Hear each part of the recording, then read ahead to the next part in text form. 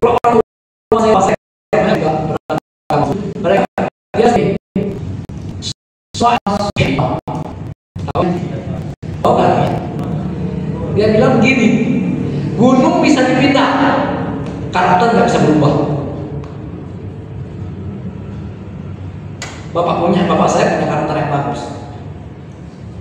makanya dia selalu bilang gunung bisa pindah, bisa dipindahkan, karakter nggak bisa berubah. Karakter kita seperti itu susah berubah. Nah ternyata saya temukan setelah saya dalam Tuhan, ternyata hanya di dalam Tuhan lah bisa berubah. Karakter itu, kebiasaan itu tidak bisa diubah dengan peraturan dan undang-undang atau hukum-hukum. Sekalipun hukum itu sangat keras dibuat, dia tidak akan bisa mengubah manusia. Tapi pemerintah berusaha membuat hukum yang sekeras mungkin dengan harapan bahwa masyarakatnya bisa berubah. Tapi fakta menunjukkan tidak. Di Malaysia itu kalau bawa narkoba dihukum gantung, bukan dihukum tembak. Dihukum tembak masih lumayan, ini nggak dihukum gantung. Abang saya namanya Ajis, itu digantung di Malaysia bawa narkoba, hukum gantung. Pertanyaan saya, itu ngeri nggak hukumannya ini? Ngeri kan? Lalu di sekarang Malaysia masih ada nggak narkoba? Karakter nggak bisa diubahkan, kebiasaan buruk manusia nggak bisa diubahkan dengan peraturan yang keras sekali. Maka jangan coba-coba juga kita orang tua mendisiplin anak kita dengan cara yang keras dan harapan dia berubah. Tidak akan berubah taman pandemi. Makanya kita juga nggak bisa anturi orang, menakuti orang supaya rajin ke gereja. Nanti kalau nggak ke gereja ke neraka. Kalau nggak begini ke neraka, kalau nggak ke neraka. Nggak bisa. Dia mungkin takut sebentar akan ke gereja. Pertanyaannya jangan berapa lama dia bisa takut. Begitu takutnya hilang, jangan kembali ke asalnya.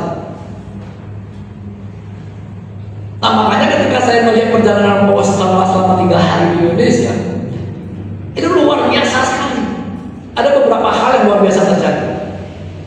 Satu yang luar biasa adalah kitab Lukas, Injil Lukas, kisah orang Samaria itu dibacakan di Masjid Istiqlal.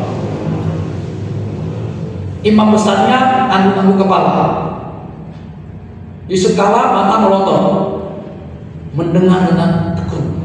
Kisah itu luar biasa.